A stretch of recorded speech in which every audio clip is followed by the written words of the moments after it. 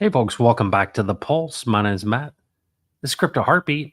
It's Friday, episode 63 of Right Side Up in honor of Steve Staggs. What a day this has been already. What a crazy day. It's been a week since we've done this. It is Stephen Friday. And boy, I got a lot to tell you. This has been really interesting. I'm really curious how your week has gone. Um, but things are crazy in this world, and I don't know if you've read the white paper, the 1960s white paper, but um, I spent, I mean, I basically read it out loud, and it has had a profound impact on me. And I want to share some of that and some of the things that Jesus has been saying. And so, really glad that you're here. Um, Ego Foundation, hello, what's up? You're number one today. And then, of course, Mike Ostell. Good morning, Matt, Steve, Jesus, and all my RSU buds. Hoping that my friend Shane can make it today. He's a missionary in Nicaragua, and he's in the States to work in furlough before returning. Fantastic. That'd be great to have Shane on the horn here. He's working, so he probably can't sign in. Welcome, brother. Absolutely. Crypto Bigfoot, what's up? Happy Friday, all. Sorry, a little cough button there. David Gomez, what's going on? Hit the thumbs up on the way in. Appreciate you. Folks, this is going to be a different right side up. I'm going to be sharing some things with you today that have been happening personally and what I've been experiencing really since spending more time in the writings of Steve Staggs, and just it's going to be different. It's going to be different today. I encouraged you last time to join the Right Side Up Telegram group, and it's in the description again. So if you are interested in getting the white paper, which is the 1960s white paper, which is really the seminal work from Steve Staggs, I really encourage you to jump in and read that in its entirety. It's 80 pages, and I had this experience. So let me tell you I'm going to tell you a story. So this morning I woke up at 4 o'clock. This is a really important day. We've been doing some really significant work. And we've got a big call at 2 o'clock today. And of course I couldn't sleep. I wake up at 4. I end up hitting the office at about 5 and just talking to Jesus. And he's like, all right, read the rest of this out loud. So I read 36 pages out loud yesterday.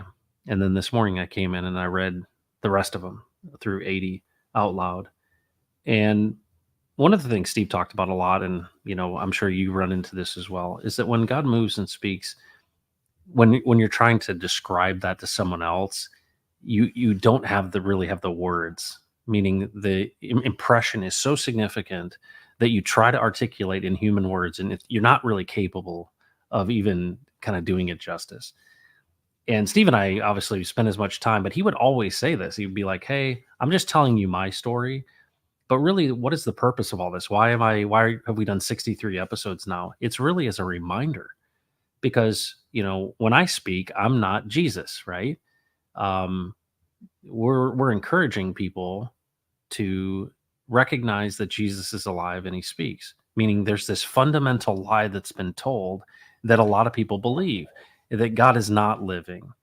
And, I often say that, on Easter Sunday, we say he's risen, but do we actually recognize the fact that what all the scriptures are pointing to and the experience is pointing to is a living God who wants us to do it with him and to rule and reign in the fullness of his nature and character? That's the way that it was designed to be. And you see this over and over and over with the stories in the scriptures of people basically listening to the one thing that does not fall away, meaning it doesn't perish, and that is the word or the words of God. And so there's a lie that's been perpetuated, and that is that these words on this page of this translation of this book is the word of God, when in all the testimony that is written there is actually of a speaking God, one who is relational, meaning one who talks with you. You speak. I walk with him. I talk with him. And that's the thing that we've really gotten away with. And if you read the 1960s white paper, this seminal work from Steve Staggs, what you will realize is that this is what he's trying to to impress upon you is that this 40 years of talking with Jesus, he's really revealed to him this framework of how that it works. But it's completely backed up by all of these, you know, anyone who's ever engaged with the living God is that he's alive and he speaks. And you think about everybody's going to all different types of oracles, right? Like ChatGPT or the internet or a trusted friend. And at the end of the day, there is one who has infinite knowledge because all things were created for him and by him. And when you recognize it, you're like, hold on, this is a relational God that I can talk with. But you realize the context of what we're in. This world, there are two kingdoms, right? There's the kingdom of God, and then there's the kingdom of the air, meaning this place that is a kingdom, and there is a father of this kingdom and the father of lies. And we've been convinced. And the 1960s white paper is really in the context of time for Steve, a mechanism by which he shares with you the nature of the times that we live in and what started in the 1960s and then transitioned in 1982 and what it is today we see in culture. And that paper by Steve Staggs, and I'm gonna put it up here. Share my screen. Where is it? Hang on one second. I'm gonna pull up the white paper here. Let's open it with preview. Okay, I'm gonna open this up and I want you to see how this is structured. Window, there it is. Okay. So I'm going to I've done this before just in a preview, but this is the document. If you come into our Telegram group, we'll give you a copy of this. But I just want you to see the table of contents in this. So when you really spend the time with this and understand, here's a guy, Steve, who's like, hey, I've been doing this. I've been fumbling around talking to Jesus for 40 years. And here's what he shared with me. And, think about that, spending time with anyone. I spent, 2 years, maybe 18 months with Steve, and I picked up so much just talking to a human man named Steve Staggs. Just think about friendships with anyone. Well, imagine having that kind of 40-year relationship and the constant refinement that conversation with Yahweh of the Elohim, like literally you're talking directly to the one who has all authority. And so in this document, all these topics, right? So in the context of the 1960s and his experience growing up in the 1960s up until today, he talks about decision, strategy, personal experience and witness, capturing a generation, these amazing perspectives that talking with Jesus has given us. What is in the natural, what is in the spiritual. He utilizes the concept of a game to understand, are you in the game or are you out of the game? Meaning, are you a professional or an amateur? Are you someone who's sitting in the stands or are you someone who is on the field? And this really goes to, I think, one of the biggest points of this paper in general is the fact that there are those who are called out. And the term that Steve would use is, are you interested? And what that really means is the ecclesia, the term that's used for church that Jesus used after he gave an agricultural story. He's basically saying, because you chased after me, because you were interested, I'll tell you what it means. And that's just the picture of this whole thing. What is this whole right side up thing all about? Is to say, hey, the one who has the answer, who is the truth, is a person, meaning he is literally accessible in a relationship and you can speak to him and he will speak to you and give you insight and wisdom and direction and guidance because he created you for a purpose. And so I had this incredible experience this morning where, I'm listening to lies, and there's so many lies that were being told. And especially if you look out into social media, you try to make sense of what's happening with the election, you see the corruption, you see all these things, and you're like, what's going on? Well, one of the things Steve told me is don't add any energy to it. That's what he'd always say. It will fail on its own, but it's designed to, because the purposes of God will come about. Like he designed, he's out front. He's a shepherd. We, recognize his voice. He's out ahead. Nothing is a surprise to him. And so we look at their circumstances and we're befuddled by it. Sometimes we're overwhelmed by it, like I was this morning. And what is Jesus saying? He's like, I've got you. And I'm dealing with all kinds of crazy stuff today. If I went into detail about it, it would be somewhat shocking. But you know what? We live by moment by moment and out of every word that comes out of the mouth of God, right? He's shown us the way. And so it's incredible. So today I want to reinforce and encourage you to pick up this 1960s white paper. And I realize this. I haven't spent I spent time in it, previously when I met Steve. But then after spending all this time with him and then doing all these streams, I literally got to the end of this and I just wept. I'm just like, I'm just undone. And what is amazing is having the context of literally Steve being so patiently hand feeding this to me. And then for me to engage with this document again, it's just, I was just undone and overwhelmed. And so, one of the really interesting things that, I literally finished up, dried my eyes, and went and took a shower. And I was talking to Jesus. And it's funny. I felt like I heard from Steve, and Steve saying, "Hey, thank you for honoring me. I appreciate it, but you need to make this your own and you need to move forward." And I'm like, "Well, I appreciate that because there's work to be done and there's a purpose." And what that says to me is, all right, you've been designed for a purpose. One of the interesting things about this document is the fact that it talks about the battle, right? The battle and population and all of these things that are happening in this world. And it talked about war and the spirit of war. But it talks about since 1982, it talks about this, shift to economic war. And just as a really interesting aside, you probably don't know this, but when I met Steve, the reason that he came to the Texan meetup, this crypto deal and where we met, is because Jesus told him that this future of economic warfare, that there is essentially provision in this, and that it was really interesting, and it struck me today even more than it ever has, that he was just coming to this thing not because he was going to meet some guy, even though he was called him into the transfer. He was curious, right? Because nothing in his mind was accidental. And he showed up very curious. All right, Jesus, what are you doing? And what does he do? I meet him, I shake his hand, and the Lord says, listen to him. And I listened to him for 2 years. And then I, spend this time this morning in this document, and I'm just overwhelmed by the amazing beauty of the structure of his creation, in which Jesus stands at the very center of that, and he is trustworthy. And it washes over you with this sense of peace that transcends all understanding. And you're like, it's so hard to describe this to my friends. So the other thing I want to share with you is the tool.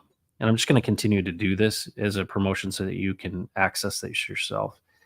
So there's 37 episodes with Steve Staggs, and those are in a video format, but they're also in a podcast format in a playlist on my channel, which is Crypto Heartbeat on YouTube.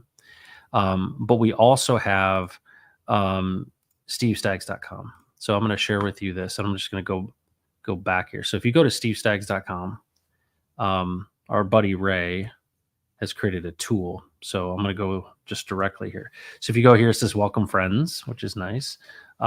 Click here and go to the search tool. So if you go to the search tool, you can type in anything. So I'm going to just type this. I'm going to do this in real time. Okay. Treasure. I titled this stream Treasure Found. And that's really what I experienced after reading out loud that white paper again and finishing it up this morning. Is a man finds a treasure in a field. He goes and sells everything he's got to buy that field. The treasure is not money. The treasure is not some gold coin. The treasure is Jesus himself. And, he does not give as the world gives. The peace I give to you, right? And so I'm so thankful for that, because it is a reminder of, all right, why were you created? And I would say this, folks, you are not an accident. You are not an animal. You've been created for a reason and a purpose. And I think that what I'm hearing is that when we hear these lies of, who others say that we are, what we find is that it's damaging, and it is so discouraging. And so, what is our role but to remind each other of the truth? And that is, Jesus is alive and he speaks, and you can go to him. The question is, are you interested? You don't have to be, but if you want to be interested, you can go to stevestaggs.com. You can put into the search, and you click the search menu, and it'll show you every single time that word was spoken, either by Steve or myself. So episode 4, it gives you, all right, what was said, so that the treasure of his household would not be plundered. Okay. And you can literally see every line of this and jump into, specifically what it is. So this is actually, so we're going to do this in real time. Let's do this. Here we go. How fun is this?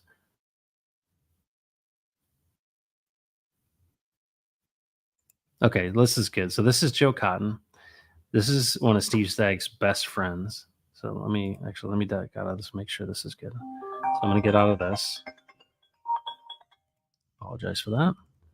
All right, so here, let me share this.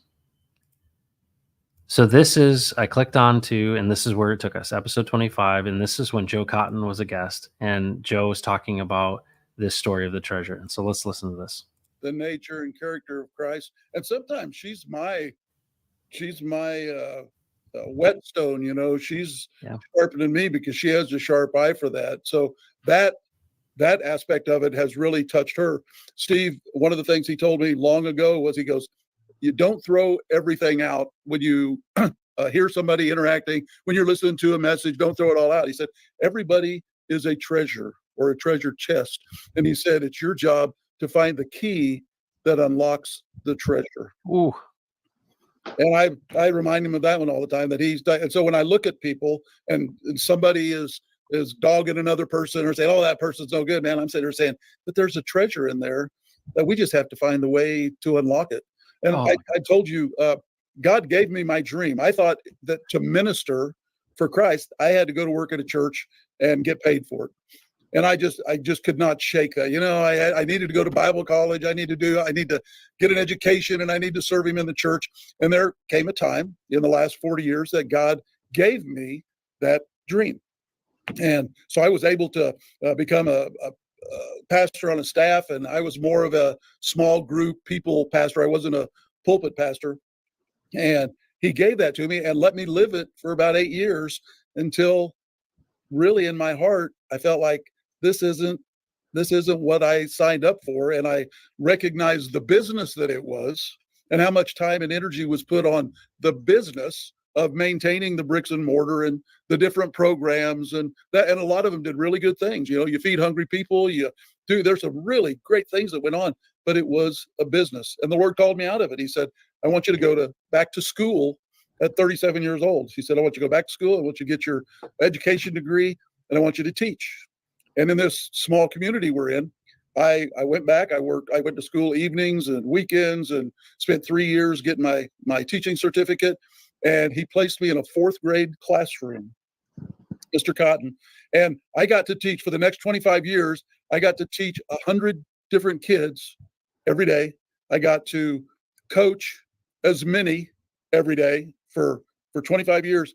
And that, he showed me, was my ministry, that it wasn't bricks and mortar where you ministered. It was every day in that 4th grade class when the kids would come in and hug me and sit on my lap and want to tell me what was going on at home. Man, that was ministry. Or today I had a closing on a house, and I'm sitting at the title company before I came here, and a young couple walks in, and I wasn't paying a lot of attention. I was waiting on some paperwork, and I heard what they said, and they were buying another house that was closing this afternoon. And it was one of my ex-students from 4th grade, 25 years ago, was sitting across from me with long hair and a goatee, and I could see through the hair that it was him. And we just had the most wonderful conversation. But he is one of those kids that God had me minister to over that 25 years. Ministry is 24/7, every day. Lord, where do you want me to go? What do you want me to do? Wow. So Steve, I want to ask you about this, because you mentioned that you had spoken to him about people having a treasure in them. And I I share that with you. Would you explain and express what that really means when you say everyone has a treasure in them? Well, yeah, gosh, it's so much a part of, what we talk about in the upside down world. We are taught in the upside down world to find difference for the purpose of conforming the other party to our perspective on something. And what that does is it creates a caste system in relationships where you're looking at somebody with what I would call a cross eye. Yeah. You're already looking for what's wrong with them instead of what's right with them. And the reality is that every single person has been given a divine mission before time ever began, and they will accomplish that mission. That's not in question. The only question is, will they accomplish it with Jesus, or will they accomplish it in opposition to Jesus? Which then obviously affects who they are. So in every single person, there is a deposit of God's own person in them. And if you can unlock that, if you can get past looking at their fault or what's wrong or how they say things the way you wouldn't say it, or they believe in ways that you don't believe, which by the way, the church is could probably learn a few things in this, right? Is that no, we're not here to conform people to our perspectives. What we are here to do, at least in part, is to help them come into the fullness of what they were put on the planet to do. And that's the treasure that's in them. And if you unlock it, guess who gets to be the beneficiary of that? Not only them, but everybody they touch. Yeah. And so Joe's in it is describing how that worked. And now in his life, it's through being able to influence and affect hundreds and hundreds and hundreds of young people throughout a 25-year career teaching young kids. Well, who could come up with that plan? Yep. I could. It wasn't in Joe's mind. He wasn't thinking about it. Yeah. But he was listening. You know, it's really cool. So Ray and I, my oldest friend, if you will, for the last 20 years, we've been having this conversation about who do we want to be, right? God, who do you want us to be? And, there's always these kind of pictures and metaphors and experiences that you have that are kind of a ideal picture of what it is. My camera is locking up on me here, so bear with me. And one of the things that I remember as a young kid is in my grandfather, probably wasn't the most gentle person around, but he was one of these guys that had real soft hands, because he hadn't worked for a long time. And of course, he was a sales guy, so he didn't ever really do the manual labor. But when I was a little kid, he would kind of go, "Hey, come here, kid." And he was born in 1911. And you'd be a little kid kind of walking over, and he'd grab your hand, and it was real soft, and he'd pull you in, and he'd kind of get in your ear, and he'd be like, "Hey, how you doing?" And what's interesting is I use that example of who do I want to be, right? And I think about you guys, and I'm like, you got grandkids, and obviously there's this joy of saying, think of how many kids, fourth grade kids, came through that classroom and on those fields and all those things. And I think about this community that we're in right now, and I see the nature of what's happened with men and families, and really this relationship often that people have of who God is as it relates to their experience with their own father. And of course, my dad passing, very dramatic, and still I think about him all the time. And I think about, all right, and I'm reminded of all the ways in which he modeled that, right? That he was really actually interested in you. And that's probably one of the things I miss the most is no matter what it was, is having a conversation with my dad, he was actually interested in what I had to say. Yeah. And of course, in that unspokenness was like, hey, you're valuable. And there's something in what you're talking about, Steve and Joe, that I feel like is who I want to be, right? I want to be someone who is seeing the best in people, regardless of what they're expressing. And in many cases, people are making it very clear how hurting they are. And to me, I go to these, crypto meetups, right? And we got this cool community, but it's almost like we're all a bunch of kids looking around going, is anyone going to see me? And it's amazing. These guys are, my age or older, who have tremendous amounts of money, are still young boys going, hey, daddy, what do I matter? How do you see that? What are your thoughts there? Because I think that is something so powerful beyond drilling down into the word in the Greek. There's something there that is so powerful. But, it's all simple. One of the themes that you guys keep hitting on is this is really simple. Yeah. It's not easy. Right. It's not easy. It's simple. You asked me yesterday about friends, as I've made this progression in my life what about my friends? And I have all different layers of friends. I have friends that Steve knew when we went to church together way back when, and they look at me. Some of them love me unconditionally, and they know that my heart is to follow God with everything that is in there, no matter what I do. Some keep me at an arm's length. We're grocery store friends. You know, you see them in the grocery store and they come up and ask about you and the kids, but they don't want to go a lot deeper. So if you start this journey and you really get in on it, you're going to be ostracized, you're going to be pushed away, you're going to be hurt. But and that's the part that's hard and difficult. But the journey is easy because we're all kids.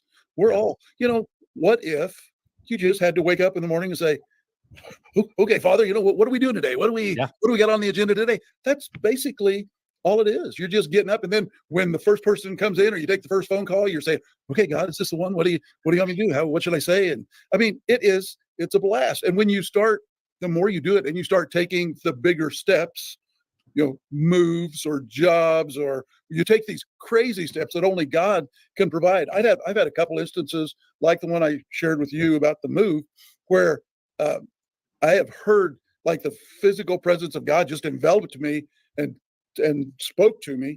And when I got done, I just said, okay, it's your name on the line. It's not mine. I'm going to tell people what you told me, but it doesn't matter what happens because it's your name on the line. And to see him come through is time after time. It's actually fun. I mean, you can ask Steve when God comes through, man, you just want to get up and shout it from the mountaintops. You want to get in the pulpit to be able to tell people. I was listening at the beginning. I was in my car and I was listening to the beginning of the show when you read the passage out of Hebrews. And if it's okay, I'll share with you what I approached yesterday. Please. So I enjoyed our talk yesterday tremendously. And so I'm reflecting on all of that and just kind of sitting back saying, okay, Lord, what would you want me to share tomorrow if I don't botch the whole thing? If I can say something, what should I say? And I was brought back to the time that God spoke to me, and he said, I was in Ecclesiastes, the last verse of Ecclesiastes. And of course, Solomon's asking all those questions, what's life all about? And, what am I supposed to do? And then the last two verses of Ecclesiastes says, this is the conclusion of the whole matter. This is what I figured out. And in King James and most of the versions, it says, fear God and keep his commands, because this is the whole duty of man. But as I started studying it, I came up with, and that's what I asked Steve about also, it's reverence God. It's not fear God, it's reverence God and keep his commands. Every utterance that comes out of the mouth of God, the Rhema word that you guys have spoken about, when people hear the commands, they think, okay, the 10 commandments, man, I failed on this one and this one, but it's no, reverence God and follow every command, everything that he tells you to do it, for this is your whole duty. This is what I made you for. And if we have that kind of relationship, but the translators, however it's come about, it has a heavy-handed fear God. Okay, God's some big entity up there that wants us to be living in fear. Fear God, keep his commandments, for this is your whole duty. Oh, geez, that sounds like a good time. But if I'm gonna reverence him and follow his commands every day, wow, that's exciting. That's what more could you ask for? And it's simple. Well, and it's simple. And one of the things I mentioned many times that when I was 12, I was kind of coerced into this whole thing, and then I just rejected it all until I had, I was really at the end of myself. And the thing I said to the Lord at that time was, I said, if you're real, you're going to have to show me that you're real. It's going to have to be like not. I had no doubt that it's real. And he showed me real power, right? He really showed me, and Steve may, challenge me on the term power. But what is interesting is it was like weight lifted off, and it was a physical thing, and it made me laugh. That's the most wonderful thing about it. I just laughed uncontrollably, and the implications of it were so huge. And of course, that's what just fueled, from September 10th of 2000 to here. But it's really, really cool. I've got a guest I want to bring in. Come here, Gage. Yep, come here, bud. So my son just came in. My daughter just dropped him off. Come on. I want to introduce you to these guys. It's fine. Come here. So Gage, here, you gotta get down.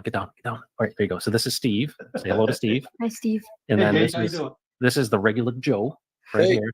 These guys, these old looking guys here, care so much about your dad that they would take time out to tell him about Jesus. Isn't that cool?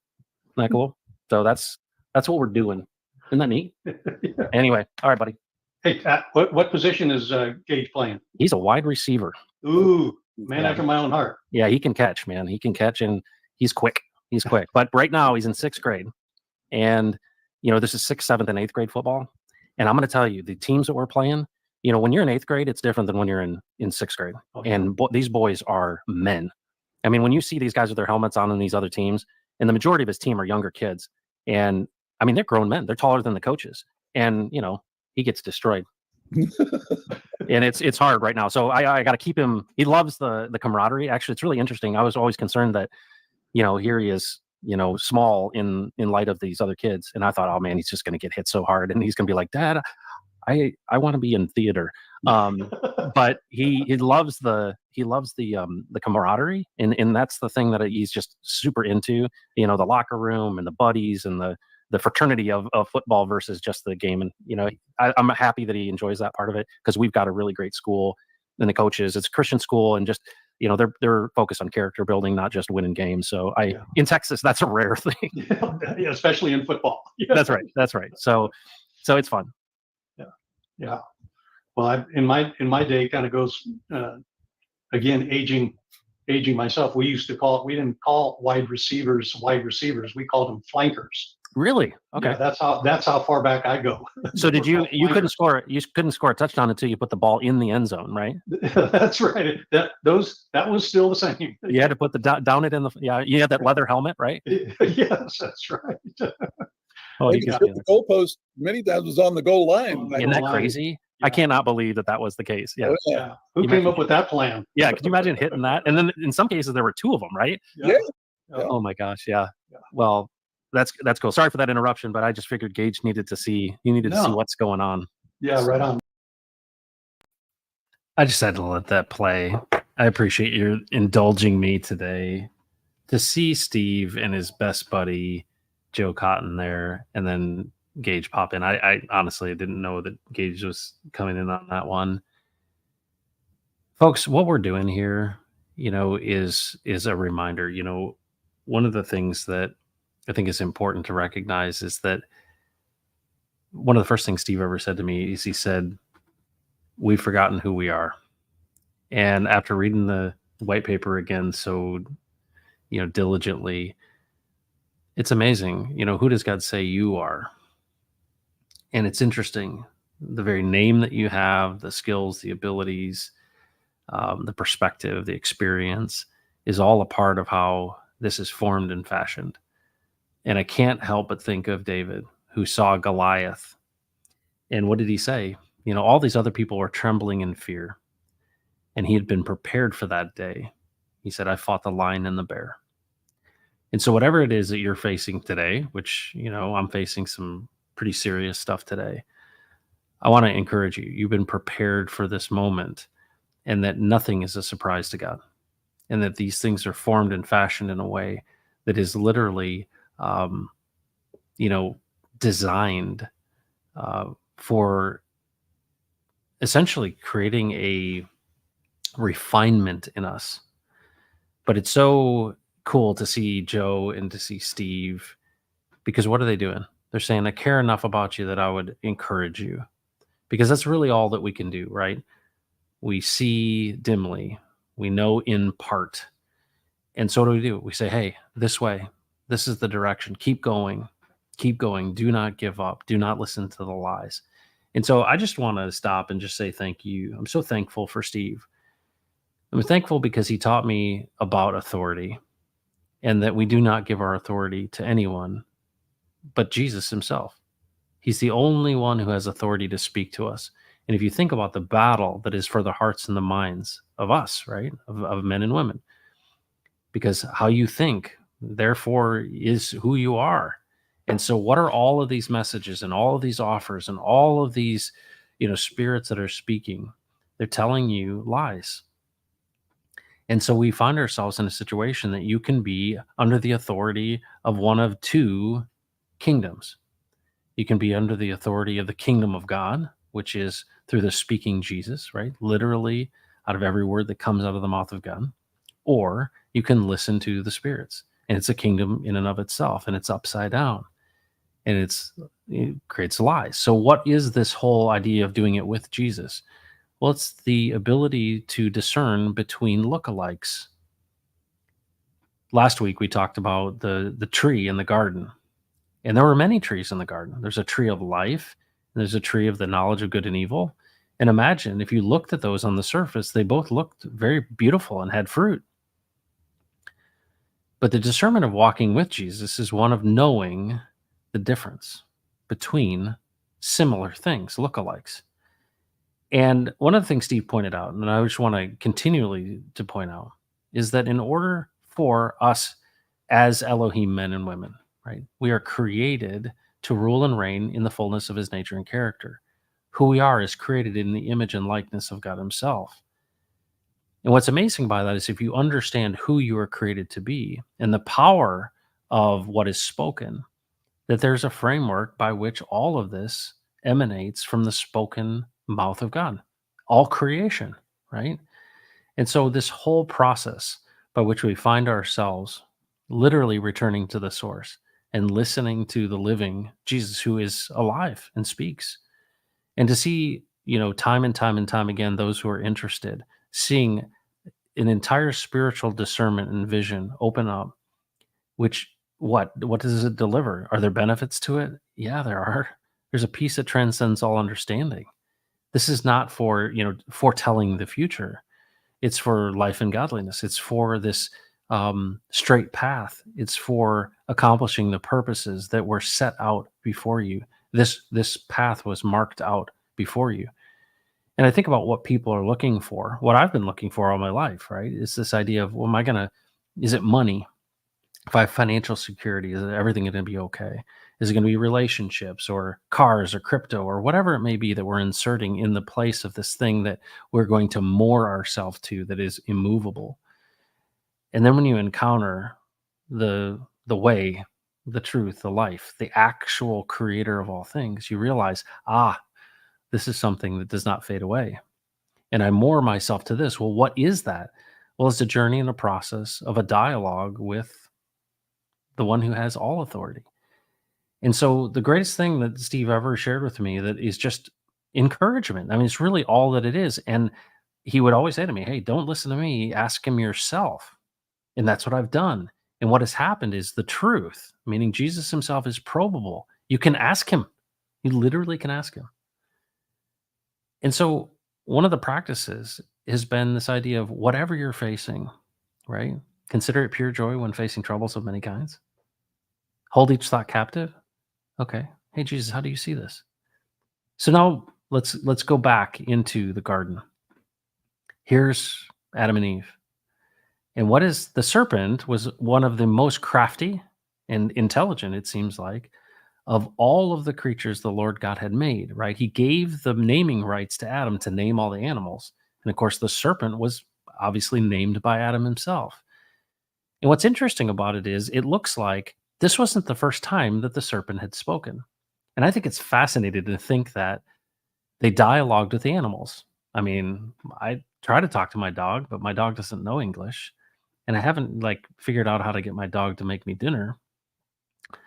But there was obviously a context of which they had this conversation and understood that this was one of the most crafty of all of the animals the Lord God had created. So I think what's presented in kind of a kindergarten gospel is the fact that, oh yeah, this was the snake and the snake was evil. No, it says that literally Satan basically came into this, meaning he did not have the ability to come into this area. Why? Because he was not Elohim. He was an angel, right? This is of the ministering class. And of course, people are like, oh yeah, angels are stronger than us. Oh, no, no, you will rule over the angels. You have to understand who you are. And so what ended up happening is that literally Satan coming in through the serpent had to make an offer. And who did he go to? He went to Eve. And what did he say? So I want you to see this. And this is like the big kind of breakthrough for me is the Lord God was with them in the garden, right? At all times, like the wind, it says, like literally could go to him, engage with him, dialogue with him at any time, not just in the cool of the day, but at all times. And what's interesting is that this offer was made. And what was the offer? Certainly he did not say this. You can eat from this tree. And so rather than, right, this Elohim woman, which is Eve, rather than her saying, hang on a second, let me ask the boss, right? And we don't have any documentation that maybe there were 500 or 50 other situations in which Satan tried to come in and basically lie to them. And they said, no, let's ask God what he thinks of this first, right? Let's go ask him because we talk with him. We don't have any documentation of that. We just have this one that went wrong, meaning, think about this transaction. There are those who speak, right? These are the spirits that speak, right? And in this case, the story is that Satan himself spoke through the serpent. And what did he do? He spoke a lie. And that lie was, surely he did not say this. You can eat this. Surely you will not die. And if you think about in this transaction, what did Eve do? Rather than stopping, because she could easily have stopped and said, hang on, let's ask the boss. She said, no, I can make this decision on my own. And so when we think about the fall or we think about sin, it's this, we want to prescribe or ascribe to this, these acts of like, sexual acts or something. No, the real definition is doing these things on our own, going our own way. But what we're seeing in this picture of the garden is there is one who lies. And as soon as she accepted that and said, yeah, I can make this decision on my own, and she took and ate, the authority that she had was transferred to Satan. And she came under the one that she listens to. And one of the great things about the way that Steve wrote the white paper is to go into the scriptures and to show you that you are a slave of the one you listen to. And I want you to think about that for a second. Who do you listen to? Are you listening to the pundits? Are you listening to the politicians? Are you listening to the organizations? Are you listening to, right? Where are you putting your faith, and who do you listen to? Is it the people that do really good, TA? And we often are looking for, are you putting your faith in, AI or whatever it may be? And it's interesting that you don't realize, but the one in which you listen to, the one that you give authority to, you are enslaved by. And what's interesting is this idea of being a slave to sin, right? Well, I'm going my own way. I got this. I'll take this from here. And what ends up happening is you find yourself lower than the animals. And what do we see in our society of those who have gone their own way and like, I've got the best new idea to solve the problem? They're doing it on their own, right? I'm smart. I'm educated. I understand this stuff. You don't know jack. Rather than consulting the one who knows it all. And what's absent from that is the people that we actually admire who have led us and have wisdom are those who recognize that they are not God.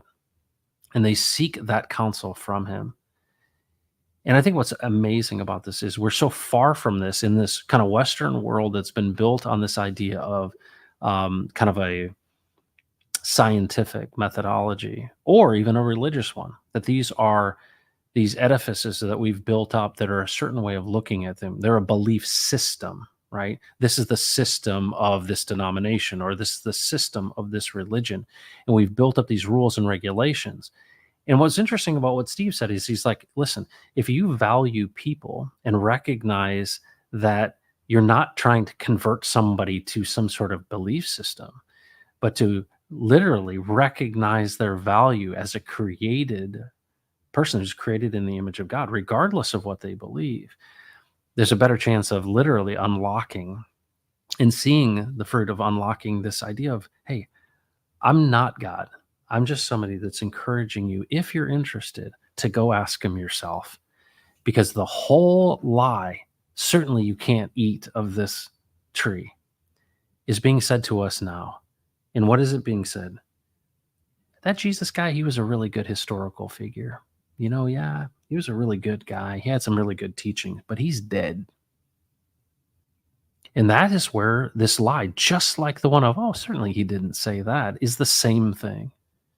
I even find this in my own church, a Bible church, right? They're like, you need to come under the authority of the Bible. No, you don't.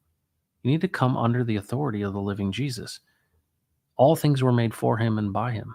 He is the way, the truth, and the life. So anything written about him, right? Some really good stuff. What does it say? What's the Bible say about itself? It's useful for teaching, rebuking, correcting, and training in righteousness, so that the man of God is thoroughly equipped for every good work. It's a wonderful reference tool. But as an authority, we don't come under the authority of tablets made of stone. We come under the authority of the living God. And it's subtle, but it has huge implications. And so what has happened is we've given away our authority to the one we listen to. And that one that we listen to has a kingdom. And that kingdom is upside down. And so this whole idea of the transfer, the whole idea of this, the whole upside down, right side up thing is this idea that, and it seems so like, what? Do you mean like Jesus is alive and he speaks and that I could actually dialogue with him and have a conversation? Yeah, you can. And you can ask him about all this stuff. And he's attentive to your every inquiry. Well, what do you mean? Aren't those people that listen to God? Aren't they crazy people? Yeah, that's what they'll say. Because I'm going to tell you something.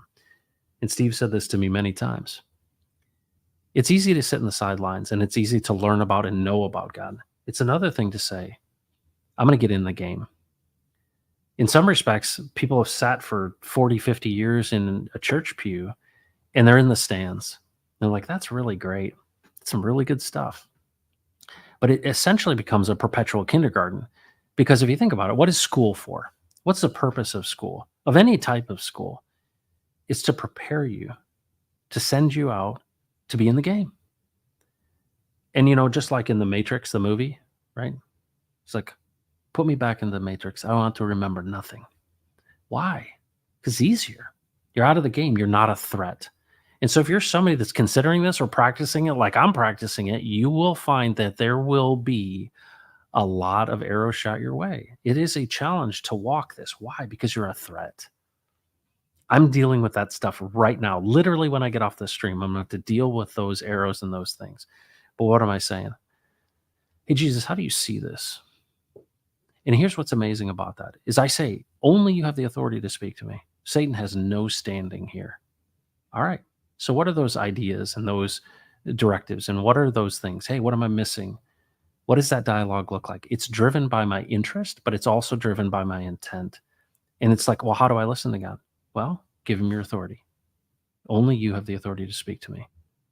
Not in literally, it says that Satan will literally flee from you. People don't realize this. They don't realize that the one that they listen to is the one that they're enslaved by because they think I'm listening to myself.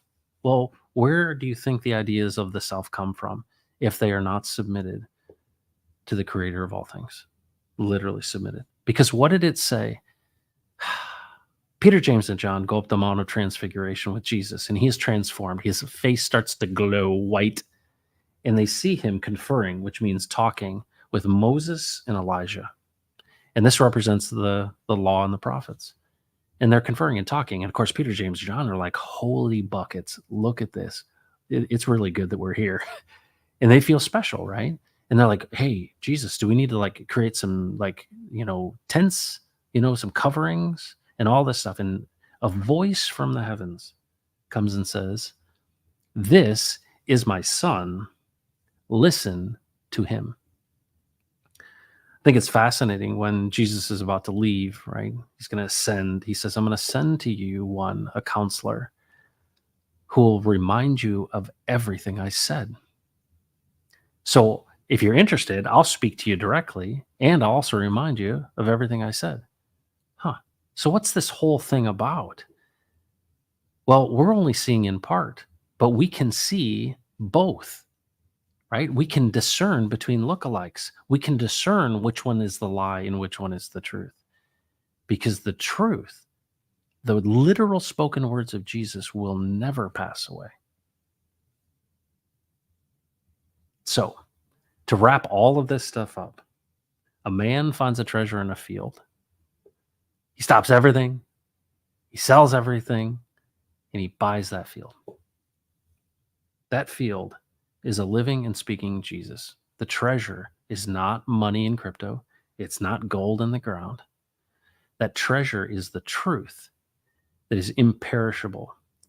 And we literally submit ourselves to a living Jesus, not to a book, not to a belief system, not to a way of living, but to a person who is alive and speaks.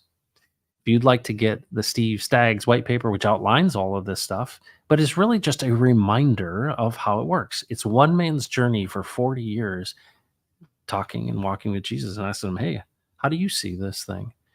And it is so refreshing, but it is also so true. Why? Because I've taken each of these things and I've asked them myself. And I think that that's the thing that so many people feel when they approach quote unquote Christianity is that there are so many rules and so many belief systems and so many ways in which you look like you're out of place that you can't even approach it. No. What is this? There is one who has all authority, that all things were created for him and by him, who stands alone in the storm, and you can stand with him. And literally, he says, I've seated you in the heavenlies, and I will show you. Ask me, and I will show you. And that's all we're doing. So what is this all about? You know, they asked him about the Sabbath, and he's like, the Sabbath was made for man. Well, what is the Sabbath, if not a reminder? Just like we would on Fridays at 11 o'clock, encourage each other and say, hey, Mike, it's going to be okay. Jesus has got this. Let's do it with him. And of course, those who have practiced this, hey, it's personal. I have barely enough words to describe to you the breadth, the depth of the amazing peace that transcends all understanding that comes from this journey.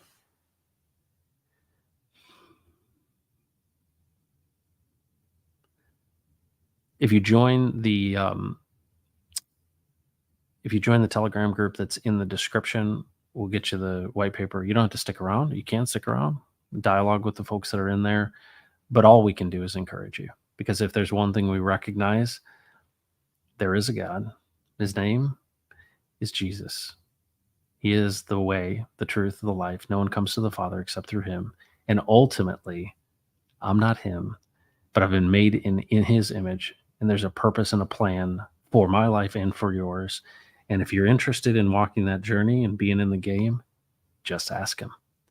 The question is, are you interested? Folks, take care of yourself and do not mess with Texas. Take care, everybody.